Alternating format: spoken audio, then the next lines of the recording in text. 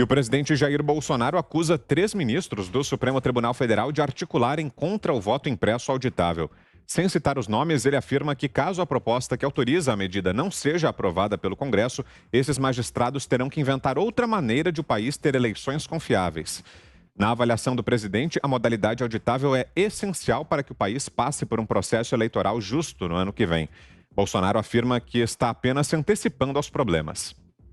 Tem 3 do Supremo articulando para não ter o voto impresso, porque estão preocupados com judicialização, que eu já falei, se o Congresso promulgar, vai ter voto impresso.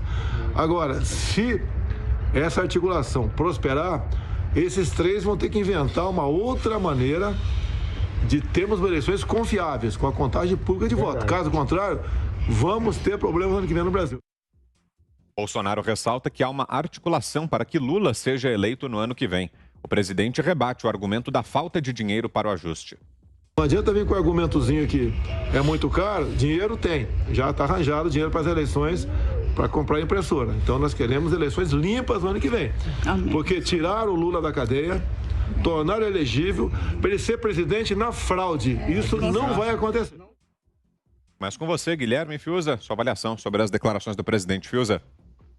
Olha, pelo menos 2 desses ministros, a gente sabe quais são, porque eles mesmos não fizeram nenhuma questão de dissimular a sua movimentação política, né, junto ao Congresso, junto a líderes partidários, contra o voto auditável, que são o Luiz Roberto Barroso e o Alexandre de Moraes. Né? Eles estão aí à luz do dia, tendo esse tipo de interlocução, fazendo esse tipo de injunção. Eu volto a dizer, não é próprio, né? Não é próprio do magistrado, né? Ainda mais da mais alta corte judiciária, fazer essa quantidade de tomadas de posição, de retórica, de debates, de afirmações. E esses ministros do STF, invariavelmente, têm feito isso com agentes políticos que são de oposição.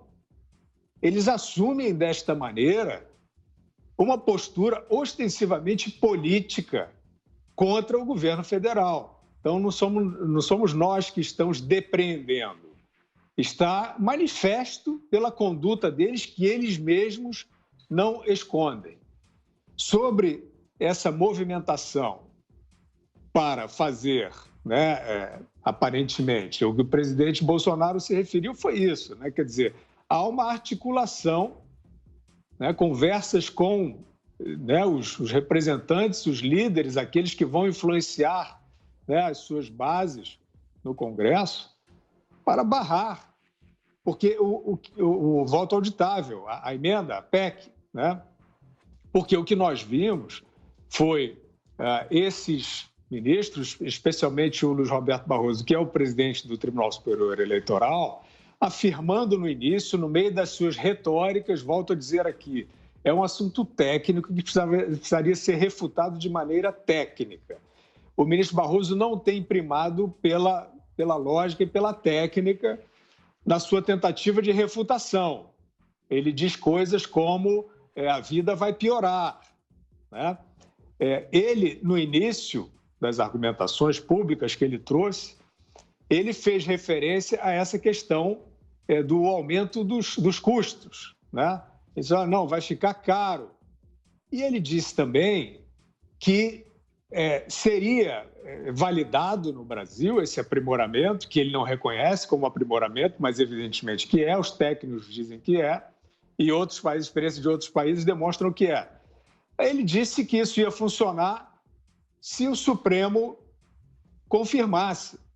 Ou seja, ele já estava colocando sub júdice uma possível decisão do Congresso, né? Mais uma vez, essa tentação do Supremo Tribunal Federal de se expandir, né? Expandir a sua competência e o alcance sobre outros poderes. Então, o ministro Barroso dizia isso no início, se o Supremo validar. Aparentemente, isso pegou mal, né? Aparentemente ficou parecendo uma tentação autoritária e eles foram conversar com os políticos, né, que detêm aí o poder de influenciar no Congresso. É muito preocupante, sem dúvida alguma. A Ana pode falar melhor do que se passou nos Estados Unidos da América, uma eleição absurda, uma eleição repleta de indícios de fraudes que não foram a termo na avaliação da Justiça. O ministro Barroso estava lá e disse que não viu as fraudes. Temos todos os motivos para nos preocupar. Ana. Olha, Vitor, contra o voto auditável aí, essa reunião, saiu até na revista Oeste uma matéria bem completa, esses líderes partidários aí se reunindo com ministros do STF. Eu acho que isso, na verdade, é um certo temor diante do bastante rico e técnico relatório sobre essa PEC do deputado Felipe Barros. Leiam esse relatório, que ele é extremamente rico, detalhado, profundamente técnico.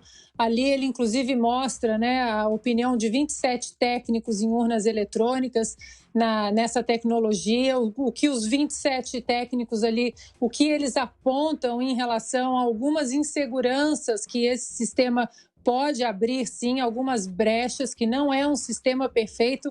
Tanto é que os países de primeiro mundo, eles não usam esse tipo de urna que nós usamos.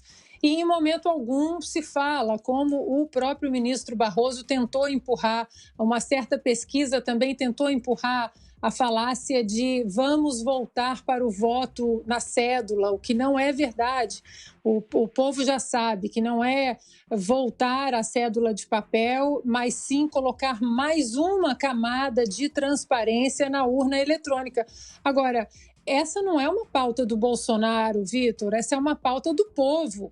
A oposição fica empurrando isso como se fosse uma pauta do Bolsonaro para ganhar exatamente a histeria que a oposição imatura, que infelizmente nós temos, para que isso entre nessa histeria de que é uma pauta do presidente Bolsonaro. E não é, é uma pauta do povo brasileiro.